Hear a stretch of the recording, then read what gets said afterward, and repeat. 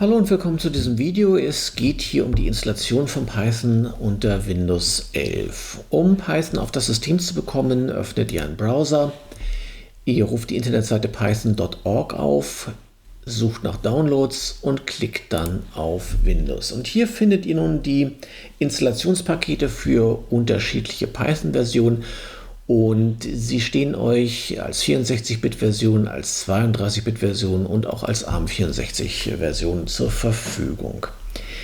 Wenn ihr die derzeit aktuellste Version installieren möchtet, das ist im Moment 3.14.7, dann wird euch außerdem der Python Install Manager angeboten. Ich klicke hier rauf.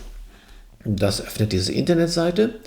Und der Python Install Manager, das ist die Installationsmethode, die empfohlen wird und die es zukünftig auch nur noch geben wird. Und wie man mit diesem Install Manager Python auf das System bekommt, das möchte ich euch jetzt zeigen. Dieses Programm kann über den Microsoft Store bezogen werden. Dazu klickt ihr hier auf diesen Link. Oder alternativ öffnet ihr den Microsoft Store, der ja standardmäßig auf eurem Windows 11 System installiert ist. Ich habe den Python Install Manager hier bereits heruntergeladen, deswegen steht hier jetzt nicht installieren, sondern öffnen. Ich kann ihn also jetzt schon starten und dann öffnet sich das Windows Terminal.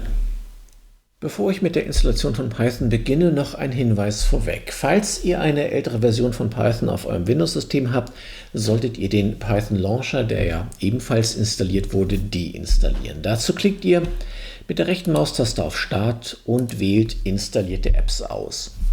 Hier oben bei Apps durchsuchen gebt ihr Python ein und dann wird euch unter anderem der Python Launcher angezeigt.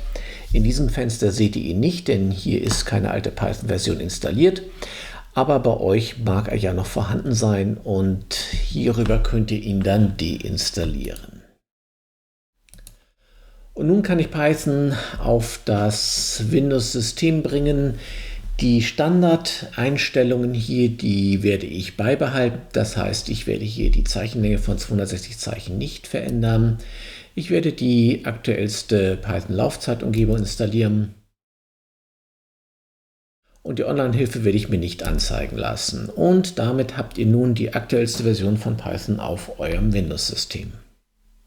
Im Terminal kann man jetzt noch überprüfen, ob Python richtig installiert wurde und erkannt wird. Dazu gebt ihr hier Python ein. Das öffnet die Python Shell und ihr seht, dass mir jetzt die Version 3.14.7 zur Verfügung steht. Das war's für dieses Mal. Bis zum nächsten Windows-Tutorial. Macht's gut und tschüss.